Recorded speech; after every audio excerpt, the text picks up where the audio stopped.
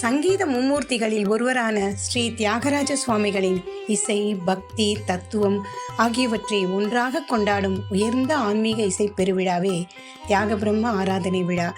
தியாகராஜ சுவாமிகள் சமாதி அடைந்த புஷ்யபகுல பஞ்சமி தினத்தில் தஞ்சாவூர் மாவட்டத்தின் திருவையாறு தலத்தில் ஆண்டுதோறும் இந்த விழா சிறப்பாக நடைபெறுகிறது. கர்நாடக இசை உலகின் இதே துடிப்பாக விளங்கும் இந்த நாள் இசையே இறை வழிபாடு என்ற உயரிய உண்மையை நினைவூட்டுகிறது. இந்த விழாவின் உச்சமாக தியாகராஜ சுவாமிகள் இயற்றிய பஞ்சரத்ன கீர்த்தனைகள் குழுவாக பாடப்படுகின்றன. ஆயிரக்கணக்கான கலைஞர்கள் ஒரே குரலில் ஜெகதானந்த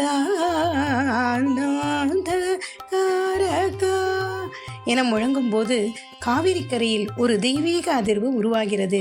மொழி, ஜாதி, பாலின வேறுபாடுகளை கடந்து இசை மட்டுமே பேசும் தருணமாக இந்த ஆராதனை மாறுகிறது.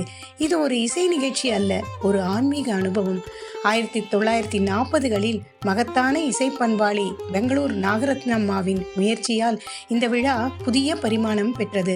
பல பிரிவுகளாக இருந்த ஆராதனைகளை 1941 ஒருங்கிணைத்து பெண்களும் சம உரிமையோடு பங்கேற்க வழிவகை செய்தார்.